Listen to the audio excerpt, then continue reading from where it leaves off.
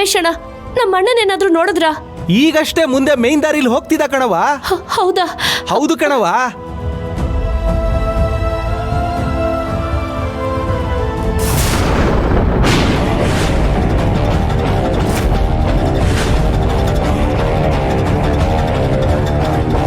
ಅಯ್ಯೋ, ಇದೇನಿದು?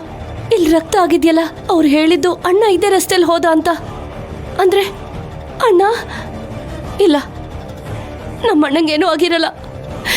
ನಾನು ಯಾಕೆ ಹೀಗೆ ಯೋಚನೆ ಮಾಡ್ತಿದ್ದೀನಿ? ತುಳಸಿ ತುಳಸಿ ಮಾವ, ಜ್ಯೋತಿ ಅಣ್ಣನ ಮನೆ ಬಿಟ್ಟು ಕಳಿಸ್ಬಿಟ್ಟಿದ್ದಾಳೆ. ನಾನು ಅಣ್ಣನ ಎಲ್ಲ ಕಡೆ ಹುಡುಕ್ತೆ, ಎಲ್ಲೂ ಸಿಗ್ಲಿಲ್ಲ. ನೀವೆಲ್ಲಾದ್ರೂ ನೋಡಿದ್ರ? ಇಲ್ಲ ತುಳಸಿ.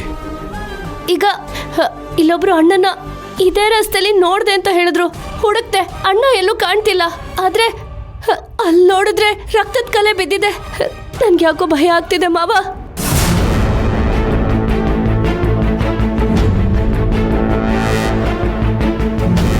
ಓ, ಹಾಗಾದ್ರೆ ಬಾವಂಗೆ ಆಕ್ಸಿಡೆಂಟ್ ಆಗಿರೋದು ಇದೇ ಜಾಗ ಅನ್ಸುತ್ತೆ. ಏನಪ್ಪ ಮಾಡ್ಲಿ? ಮಾವ, ಏನ್ ಯೋಚನೆ ಮಾಡ್ತಿದ್ದೀರಾ? ತುಳಸಿ, ಬಾವಂಗೇನು ಆಗಿಲ್ಲ.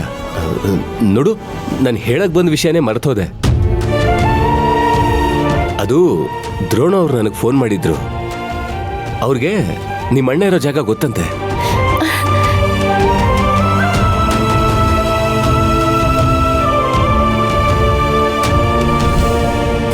ಇವಳೇನೆ ಫೋನೇ ತೆಗಿತಾ ಇಲ್ಲ. ಅಮ್ಮ, ಇನ್ನೊಂದ್ಸಲ ಮಾಡಮ್ಮ.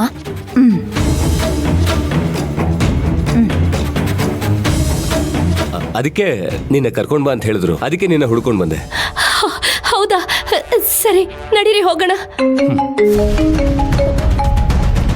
ಇವ್ರು ಯಾಕೆ ಫೋನ್ ಮೇಲೆ ಫೋನ್ ಮಾಡ್ತಿದ್ದಾರೆ? ಯಾರು ತುಳಸಿ?